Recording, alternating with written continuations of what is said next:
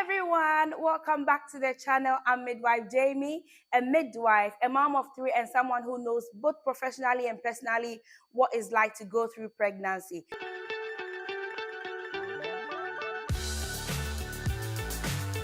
Today, we are diving deep into a topic that so many of you have DM'd me asking me about: morning sickness. And first, let's get this straight. Morning sickness is a slightly misleading name. If you are pregnant, you will know that nausea doesn't politely stick to the mornings. It can pop up at lunchtime, in the evening, or even wake you up in the middle of the night. So yes, it can be an all day, anytime kind of sickness. If you are feeling rough right now, I want you to know you are not alone and you are absolutely in the right place right now. In this video, I'm going to take you through everything you need to know about pregnancy sickness, why it even happens, who's more likely to experience it, practical tips to prevent and relieve it, and finally, when it's time for you to get professional help as soon as possible or ASAP. This video will be packed with information but also a lot of reassurance. So grab a comfortable spot, maybe a snack or a ginger tea if that helps, and let's talk all things morning sickness right now. Let's start with understanding morning sickness. Morning sickness, also known as nausea and vomiting in pregnancy, or NVP for short. Usually, it begins very early in the pregnancy. For most women, it starts around 4 to 6 weeks of pregnancy.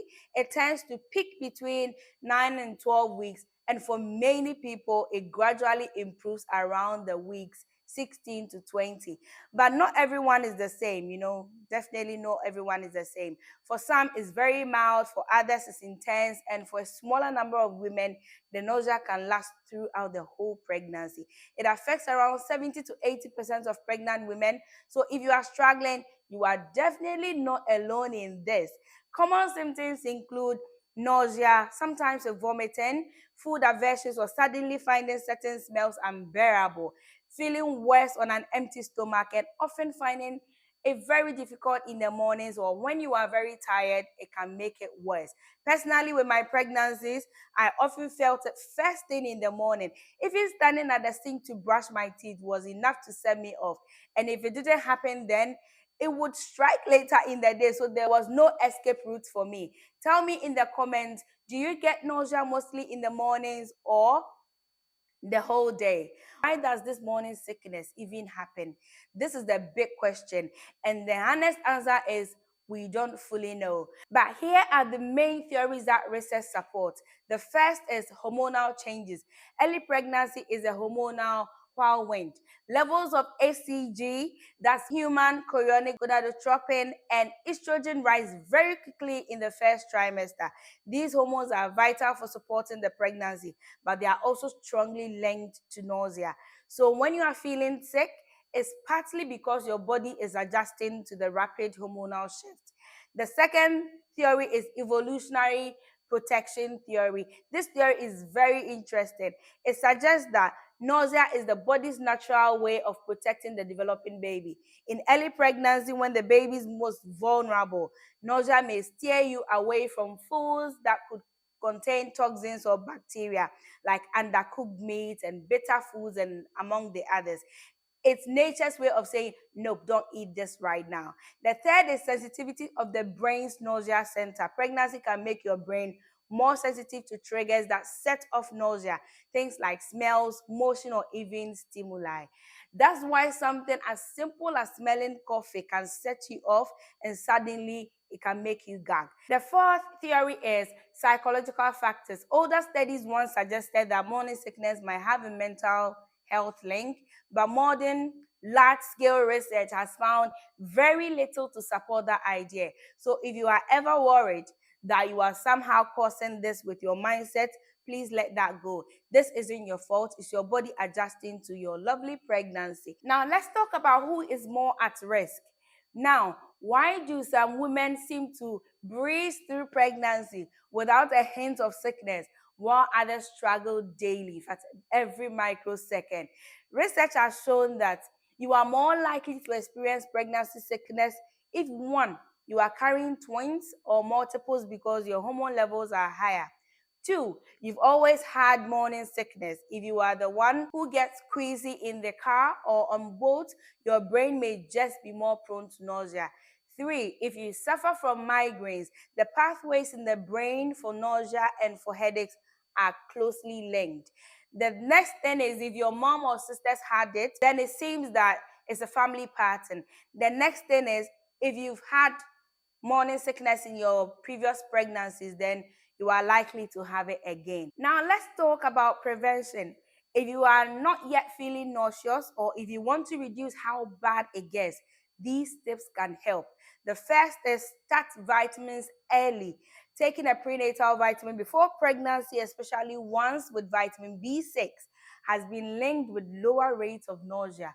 But if you didn't plan your pregnancy, don't panic. Just start your prenatal vitamins as soon as you know. The second is don't let your stomach get completely empty. Long gaps without food make nausea worse. Try to have a small snack every 2 to 3 hours. Even just a cracker or a piece of fruit can settle your stomach. The third is eat little and often. Instead of 3 big meals, aim for like 5 or 6 smaller ones. This keeps your blood sugar stable and avoids that empty stomach trigger. Some moms find eating a small snack before even getting out of bed helpful. So keeping crackers or biscuit by your bedside can be a game changer. You can try it. The fourth thing is choose foods wisely. Greasy, spicy, or very heavy meals sit in the stomach for a long time and can make things worse. Cold meals like sandwiches, salads, or fruit can be easier to tolerate because they don't smell as strong as hot food, so you can try that. The fifth point is include protein. Adding foods like yogurt, cheese, nuts, and eggs can help stabilize the nausea. The sixth is reduce overstimulation. Strong smells, noisy places, and even flashing screens can make nausea harder to cope with. If you can, keep your environment calm and well ventilated. Just opening the windows can do a magic. So you can try these and see.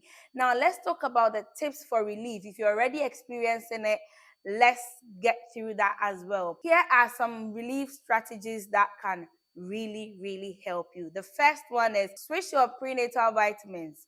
Sometimes it's actually the iron in the vitamin that's making the sickness worse. In early pregnancy, the most important nutrient is folic acid. So speak with your GP or midwife. They may suggest switching to a vitamin with lower iron just for the first trimester. The second thing people have testified about is ginger. It is a classic remedy. Ginger tea, ginger biscuit, ginger chews, or even the capsules. Not everyone finds it helpful, but many moms swear by that. The third one is peppermint.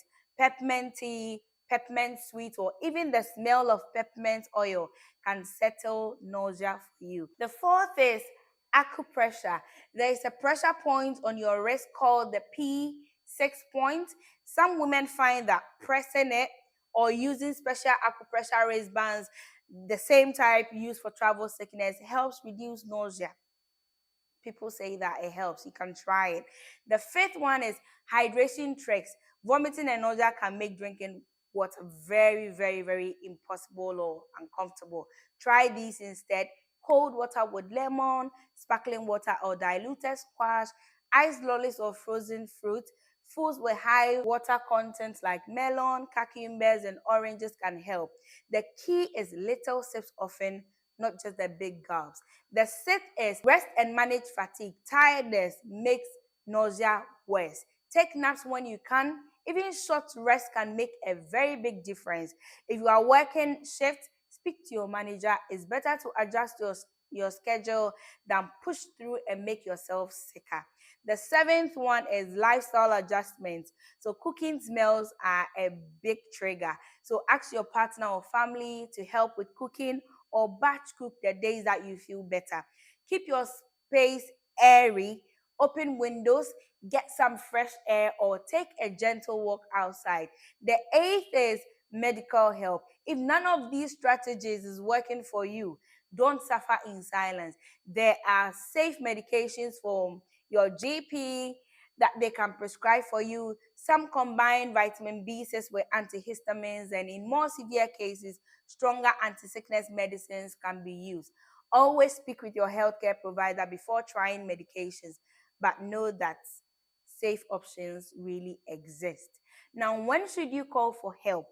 Is it when you've tried all of these and it's not working, or what? Now, nausea is common in pregnancy, but there are times when it becomes more serious. Please call your midwife, your GP, or your maternity triage if you are experiencing these things. The first thing is if you can't keep any food or fluids down at all, if you are losing weight instead of maintaining it, if you feel dehydrated, dry mouth, dark urine, dizziness, all of these. If you are extremely tired or weak, this could be a condition called Hyperemesis gravidarum. It affects around 3% of pregnancies and is not just a bit of sickness. It's a serious condition that often requires hospital care, sometimes IV fluids and medications. If this is happening to you, please seek help early. You do not have to push through this alone. You don't have to. And here is some reassurance from me, Midwife Jamie. Even if you feel absolutely dreadful, in most cases, your baby is completely fine. Your body prioritizes your baby. So the main concern is making sure you are looked after. So there we have it. Why morning sickness happens, who is more at risk, prevention strategies, relief tips, and when to reach out for a professional support. Morning sickness can feel never ending, but for most moms, it does improve. And if you are in the middle of it right now, please know this: you are not failing if you can't eat perfectly. If toast, crackers, or ice lollies are all you can manage, that's okay. Be kind to yourself. You are growing a whole baby, and that's already incredible hard work. I would love to hear from you. What's helped you manage nausea in your pregnancies? Drop your tip in the comments because they could really help another mom to be. You may never know. And if you found this video helpful, please give it a like and don't forget to subscribe for more midwife tips, pregnancy advice, and real life mom stories. Morning sickness does pass. You are stronger than you think, and you are doing brilliantly. Thanks for watching, and I'll see you in my next lovely video. Thank you. Bye.